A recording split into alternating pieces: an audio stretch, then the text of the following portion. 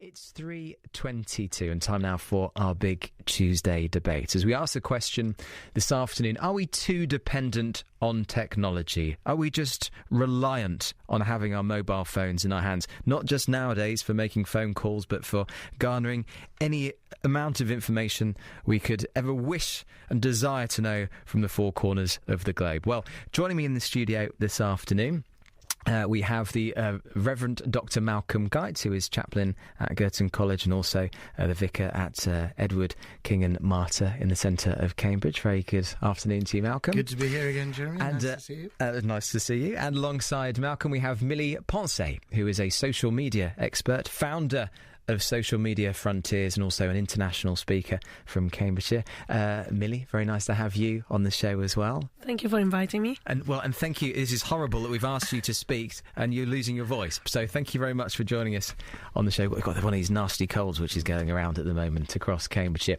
Now, the reason I wanted to talk about this subject today was because I was pushing Esme, my little baby, in the stroller along the pavement, and every person that came in my path was there, head down, in a mobile phone. It was a beautiful day, the parks all around us, and yet everybody was just so introspectively gazing at this tiny little screen. I thought, have we lost the ability to travel from A to B and just take in the wonders of the world? Have we become just so attached to our mobile phones to such an unhealthy degree that life isn't what it was? Well, what do you think?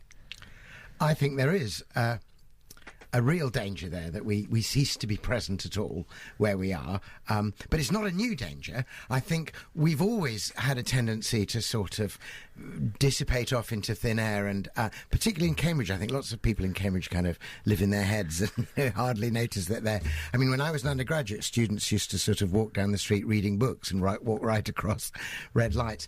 But I think we've magnified that danger enormously. We've created a series of machines, beautiful in their own way and wonderfully useful, I use them myself, whereby we can, as it were, put our capacity for distraction into hyperdrive.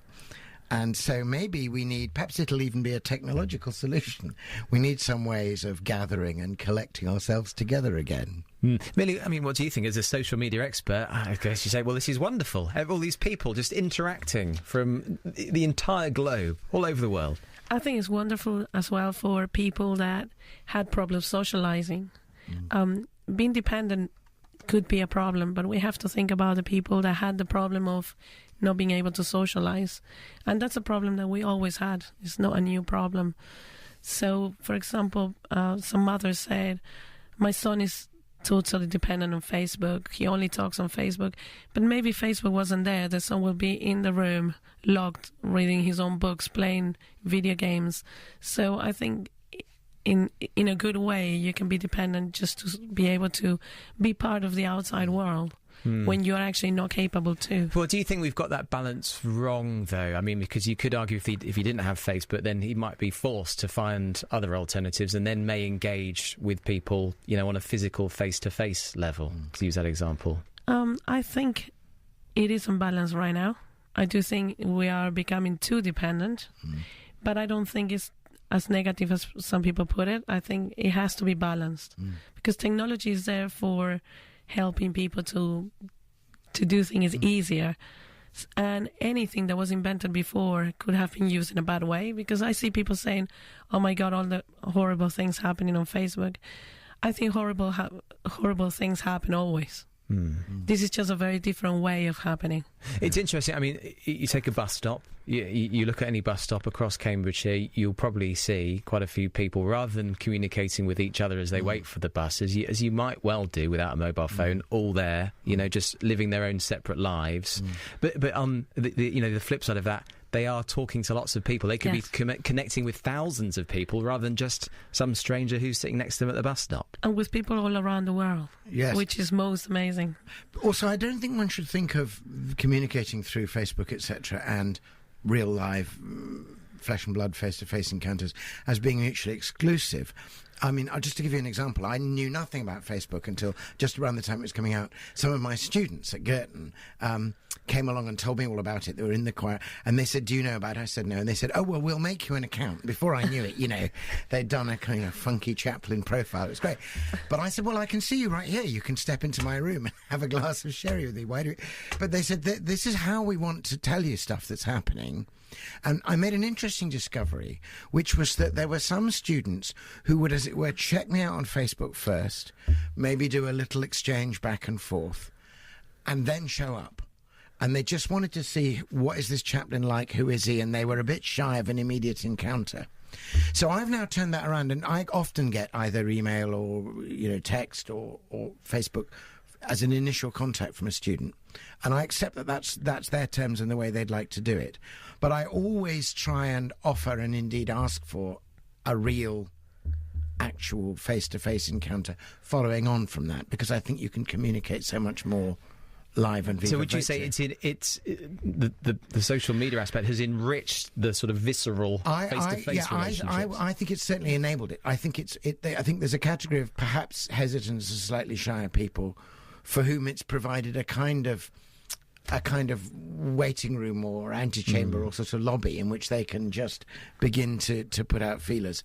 So I think it's actually been helpful from that point of view. And occasionally it's actually very useful to me pastorally. I mean, obviously I only, I accept friend requests within that, but I never kind of make them, as it were, within the student body. But sometimes people will do that. And once or twice I've picked up a status update that says, I should be at the bottom of the river, and I thought, I'm just going to call around and see if you're okay now. Yeah. And just occasionally that's been very helpful. I think when the internet started, people started becoming a bit less sociable. I mean, I remember 10 years ago people talking about how unsociable we're becoming, because everybody just are locked in the room doing shopping online, doing everything online, and people don't go out and socialize. I think social media has given the balance of people. Yes, they stay at home and they want to do everything online, and they're capable to do everything on their computer, but now they can socialize in an even bigger way, because you can meet people all around the world. Yeah, the fact that they're taking the computer with them in a way in the pocket device. Yeah. There's a downside to that. I think that we need a new kind of set of etiquette or courtesy. I do think there's a really big issue when people are actually finally meeting socially, sharing a drink or whatever together, and then somebody gets out their phone and starts kind of texting right while you're talking to them. And that sense of deliberately absenting yourself while you're supposed to be present with someone, I think that's a real discourtesy. And I think that's just a habit, people just in the habit of doing it. So I think we need some kind of, new vow that we make with each other, that I may not always be here, but when I'm here, I'm going to be really, really here. 100%. Yes, I mean, in some restaurants you see couples where each of them, I mean, it's a romantic restaurant, and each of them is on their phone texting, and you're like, oh, you came to this beautiful restaurant to be texting to who knows who. I saw a wonderful sort of chalked pub sign inside a pub the other day, which said, "No, we don't have Wi-Fi, just talk to each other," which pretty much sums it up. Well, stay with us. We have Malcolm and Mili here as part of our big Tuesday debate. We'll be joined, in fact, as well, hopefully very shortly, by Jason Fitzpatrick, who is the director of the Centre for Computing History. He's got snarled up in some traffic in Cambridgeshire. We'll go to your travel update, actually, in around 15 minutes' time as well. And we'll look further, not just at social media, but at computers and technology in general. If there was a blackout for a week, say, would life as we know it completely grind to a halt? Would we be at a complete and utter loss? We'll look at that coming up in the second half of the big Tuesday debate. We return now, though, to our big Tuesday debate here on BBC Radio Cambridgeshire, and we're asking the question, are we too dependent on technology? With my guests, the Reverend Dr. Malcolm Guite from Girton College, and Mili Ponce, who's a social media expert here in Cambridgeshire. We've been discussing, are we sort of over-reliant on our mobile phones as we wander around, engrossed on the latest tweet from the 1,000-odd of our friends. We're joined now as well by Jason Fitzpatrick, who is the director of the Centre for Computing computing history, which relatively recently moved from Haverhill, into Cambridge. A very good afternoon to you, Jason. Good afternoon to you. And technology let you down a little bit, really. I guess it wasn't the onboard computer on your car. Technology, no, but mechanical yeah, technology. Absolutely. Before we go any further, Malcolm, you have... Oh, I have an ode, which is very fitting to today's discussion. Yes, I wrote a little ode, which I'm calling iOde. Very good. For an iPhone. It's going to come in my next book of poems, The Singing Bowl. But here it is. Maybe it touches on some of the issues we've already raised. iOde. My private portal to a world between, my placeless place of virtual exchange. I see through you, though you remain unseen, and make familiar what you once made strange. You make a stranger means to make me friend, whom I can touch, to like, to show I care. You make a means to every unknown end, and make one little screen and everywhere. I am familiar with 100 faces, all famished for their 15 minutes fame. I am half present in 100 places, but never present in the place I am. I pull you from my pocket when you call. I touch and swipe as I am bid to do. You do my bidding, you do it all. What will you make of me, or I of you? Very fitting. The Reverend Dr. Malcolm Guite, ladies and gentlemen. Very fitting for our conversation about the relationships that people build on social media compared to physical relationships. I want to move it on now, if I can. And now we've got Jason here from the Computing Museum as well. As to have we become, sort of full stop, have we become over-reliant on technology? If there was a blackout, say a week-long blackout, our lives would just grind to a halt, wouldn't we? We depend on computers too much now, Jason. Whether we depend on too much, I don't know. You're right, though. If there was a blackout, we would be pretty much stopped in our tracks in terms of communication and everything, work. But then, there is no going back. We can't really sort of go back to those times of not having this stuff around us. So I think the chances of blackouts of these days are very much few and far between. So I think we just sort of keep moving forward. No, I don't think we are too over-reliant as such. I think we sort of misuse things sometimes a little bit, and I think we're learning how to use them all the time. But yeah, I think they're here to stay. Well, has technology sort of replaced our ability to think in some regard? Do you think is there a danger of that? No, I think it's changed the way in which we think. And, we don't need to remember very simple basic facts that you were taught at school, again and again and again, say this until you remember it. You don't need to. You just look it up now. It's on your phone. It's everywhere. So, yeah, that information is easy to get to. But we can now use that information and get it very quickly to other ends. And so we're in some ways much cleverer than we used to be because of this technology, because we have such easier access to it. And we're just using it in a different way now. There's an interesting balance there as well, isn't there, with the ability now to access so much more information than previous generations. But with that comes the temptation to be incredibly lazy and just sort of, take Wikipedia's entries as gospel and not really do any research or thinking for ourselves. There's a difference between information and knowledge, and then there's another difference between knowledge and wisdom.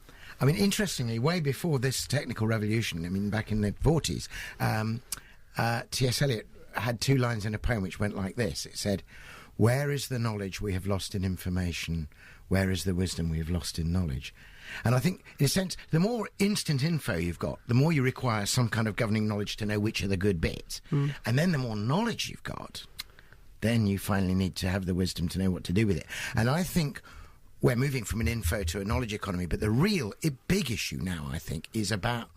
We can't go back, you're right, and these things are beautiful and can do good things. But the question is, how do we find a wise way of living with them so that they don't actually magnify the stuff we want to diminish and diminish the stuff we want to magnify? It's getting more ownership over our own technology, I think. Yeah, I think you're right. And we are learning to sort of develop those skills with technology over time, and it will take generations. We use computers now in a very, very different way than I did when I first started using them, because of how the computer has changed, but also how I've changed. And it's a two-way street. computers change us as much as we change them. Do you think we're losing important skills, though, because we now depend on or just look to a computer or technology to do those jobs for us? Or are those skills just redundant and we just say, well, we have lost them, but it doesn't really matter? In my personal experience, I have lost my writing. My writing has become horrendous. And it's because I never write. I always type, I text, and I realize I'm losing the skill of actually writing properly, that people can read it.